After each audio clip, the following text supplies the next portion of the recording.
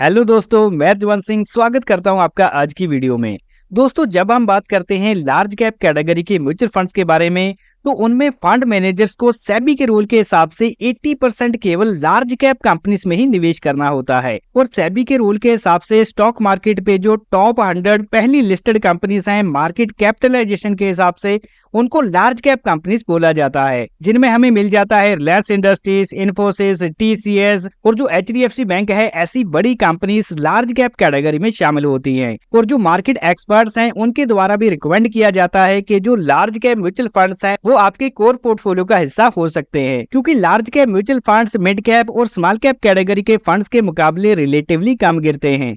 और आज के इस वीडियो में हम बात करने वाले हैं top 3 large cap mutual funds के बारे में, जिनका हम डिटेल रिव्यू करेंगे। और वीडियो के दौरान आपको ये बात समझ में आ जाएगी कि क्या आपको इन म्यूचुअल फंड्स में निवेश करने का विचार बनाना चाहिए या फिर इसे अवॉइड करना चाहिए। तो स्टार्ट से लेके एंड तक मेरे साथ जुड़े रहें ताकि कोई भी इंपॉर्टेंट पॉइंट आपसे छूट ना जाए। तो आइए बिना समय को गवाए शुरू करते हैं इन म्यूचुअल फंड्स के बारे में। तो आज हमने जिन लार्ज कैप कैटेगरी के फंड्स का चुनाव करा है, उसमें सबसे पहले नाम आता है ICI prudential large cap mutual fund का, जिसका एयूएम साइज इस समय 71,788 करोड़ का है।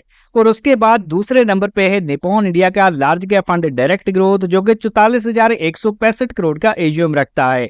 और यहाँ पर नंबर 3 पे है एचडीएफसी का large cap fund direct growth, जो कि 38,117 करोड़ का एसेट अंडर मैनेजमेंट रखता है। और इसके बाद अगर हम एनएबी की बात करें तो आईसीआई की है 120 रुपए की, निप्पॉन इंडिया की 101 की और एचडीएफसी की 1221 रुपए की। तो किसी भी म्यूचुअल फंड के यूनिट प्राइस को एनएबी बोला जाता है। और यहाँ पर अगर हम ट्रैक रिकॉर्ड की बात करते हैं तो ये तीनों ही म्यूचुअल फंड्स काफी पुराने हैं। जैसे आईसीआई 93 में लॉन्च हुआ और जो निप्पॉन इंडिया का है 95 में और 99 में एचडीएफसी लार्ज कैप को लॉन्च किया गया। और हम जिन डायरेक्ट प्लान्स की बात करने जा रहे हैं, इनको लॉन्च किया गया था 2013 में। तो 12 साल 8 महीने इनको हो चुके हैं। और यहाँ पर एक्सपेंस रेशियो देखें तो आईसीआई का है 0.86%, निप्पॉन इंडिया का 0.69% और एचडीएफसी का 0.99% का दिखाई दे रहा है।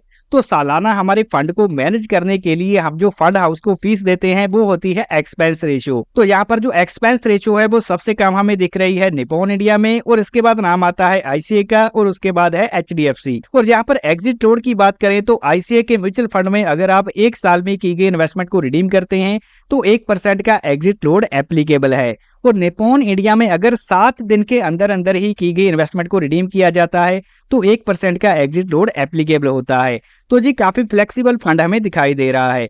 और नंबर 3 पे जो एचडीएफसी है, इसमें भी 1 साल के अंदर अंदर की गई इन्वेस्टमेंट को रिडीम करते हैं तो एग्जिट लोड लगेगा 1% का। और इन म्यूचुअल फंड्स द्वारा जिन बेंचमार्क इंडेक्सेस को फॉलो किया जाता है, उसमें आईसीआई में है निफ्टी 100 टीआरआई और निप्पॉन इंडिया में बीएसई 100 टीआरआई और एचडीएफसी में भी निफ्टी 100 टीआरआई इंडेक्स है। और यहाँ पर इन तीनों ही म्यूचुअल फंड्स में कम से कम 500 रुपए से मंथली एसआईपी स्टार्ट हो जाती है। और वहीं अगर हम लंप सम इन्वेस्ट की बात करते हैं तो जी 1000 रुपए से शुरू किया जा सकता है। और दोस्तों, अगर हम बात करते हैं इन तीनों ही म्यूचुअल फंड्स के हिस्टोरिकल रिटर्न्स की, कि पिछले सालों में अपने बेंचमार्क के मुकाबले इन्होंने किस प्रकार के रिटर्न जनरेट किए, तो यहाँ पर सबसे पहले 6 महीनों की बात करें तो आईसीआई ने 14.5% के रिटर्न दिए, निप्पॉन इंडिया ने 16.5% के और एचडीएफसी ने 11.5% के। और वहीं जो बेंचमार्क है, इसके रिटर्न है 12.67% के करीब। और यहाँ पर 1 साल में देखें तो आईसीआई के रिटर्न है 0.5% के, निप्पॉन इंडिया के 2.5% के और एचडीएफसी के हैं -2.96% के। और बेंचमार्क के रिटर्न है -3.75% के। और पिछले 3 सालों की एवरेज ग्रोथ परसेंटेज आईसीआई की रही 18.5% की, निप्पॉन इंडिया की 19.98% की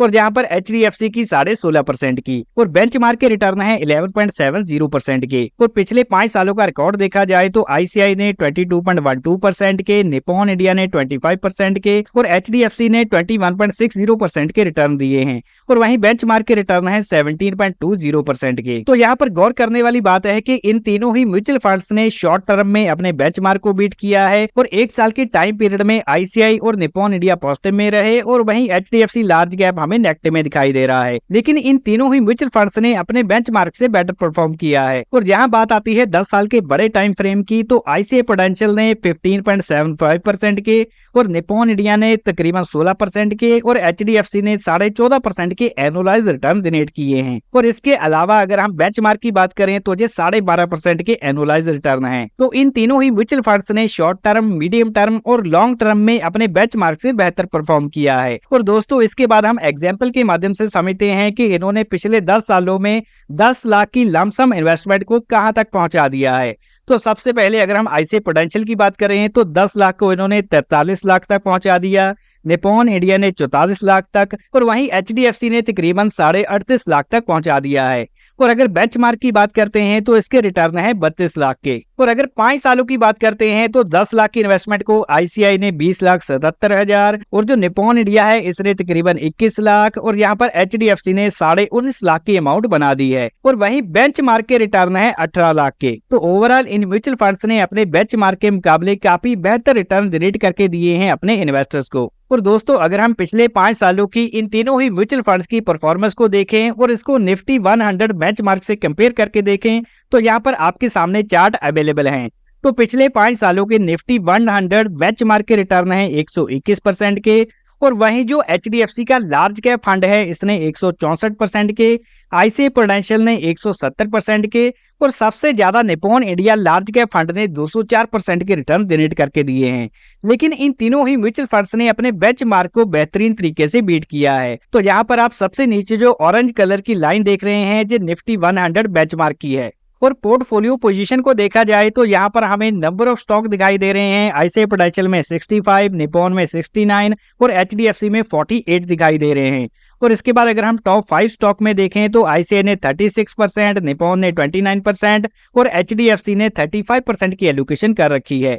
और इसके अलावा टॉप 20 स्टॉक्स में 71% आईसीआई ने, निपॉन ने 64 और एचडीएफसी ने 74% की एलोकेशन कर रखी है। तो यहाँ पर अगर हम टर्नओवर रेशियो की बात करते हैं कि एक साल में फंड मैनेजर अपने पोर्टफोलियो को कितना ज्यादा चेंज कर देता है बाय एंड सेल करके, तो यहाँ पर आप देख सकते हैं जो टर्नओवर रेशियो आईसीआई की है 51%, निपॉन इंडिया की 70% और एचडीएफसी की है 18%।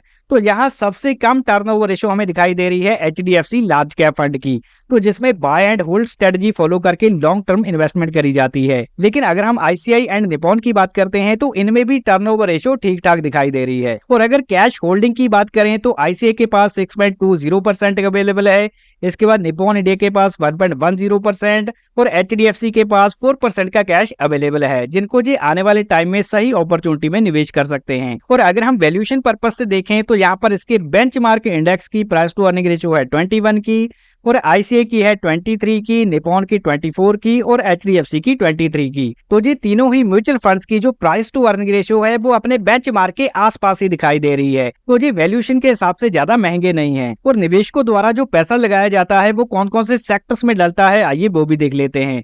तो यहाँ पर आईसीआई प्रूडेंशियल ने फाइनेंशियल सेक्टर में 27%, एनर्जी में 13%, ऑटोमोबाइल 10% और कंस्ट्रक्शन में 7.5% की एलोकेशन कर रखी है।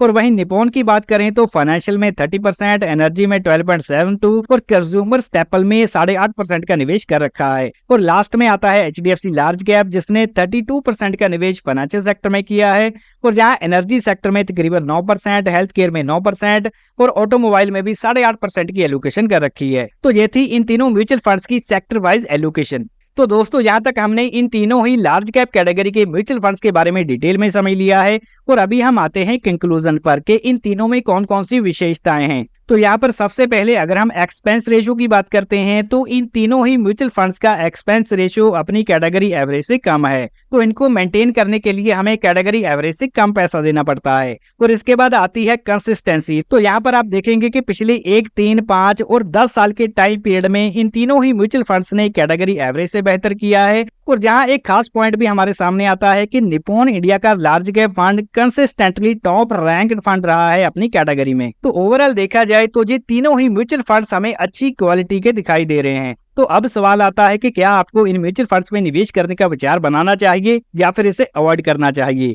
तो इसके लिए हमें खास जानकारियां होनी जरूरी हैं। तो अगर आप एक मॉडरेट रिस्क टेकिंग इन्वेस्टर हैं तो आपके लिए म्यूचुअल फंड सूटेबल रह सकते हैं। और इसके साथ साथ अगर आप small cap and mid cap category के मुकाबले कम रिस्क वाला पोर्टफोलियो बनाना चाहते हैं जो मार्केट में गिरावट के दौरान कम गिरे, तो ये म्यूचुअल फंड्स आपके लिए सूटेबल रह सकते हैं। तो इन सभी बातों को ध्यान में रखते हुए ऐसे म्यूचुअल फंड्स में निवेश करने का विचार बनाया जा सकता है। और अभी हम डिस्क्लेमर देख लेते हैं। तो दोस्तों ये जो म्यूचुअल फंड इन्वेस्टमेंट है ये बाजार जोखिमों के अधीन होती है और इसमें मिलने वाले रिटर्न्स की कोई भी गारंटी नहीं होती और किसी भी म्यूचुअल फंड की पास्ट परफॉर्मेंस ये इंडिकेट नहीं करती कि आने वाले सालों में भी उसी प्रकार के रिटर्न मिलेंगे। और हमारे द्वारा किसी भी इन्वेस्टमेंट स्कीम को प्रमोट नहीं किया जाता क्योंकि हमने ये वीडियो बनाया है केवल एजुकेशन पर्पज के लिए। तो कोई भी इन्वेस्टमेंट करने से पहले अपने फाइनेंशियल एडवाइजर से कंसल्ट करें और इन्वेस्टमेंट से रिलेटेड सभी डॉक्यूमेंट्स को ध्यान से पढ़ें। और दोस्तों अगर ये वीडियो जानकारी से भरपूर लगा हो तो इसको लाइक जरूर करें, दोस्तों के साथ ज्यादा से ज्यादा शेयर करें। वीडियो पूरा देखने के लिए मैं रजवान सिंह आपका धन्यवाद करता हूँ। मिलते हैं अगले वैल्यूएबल वीडियो में।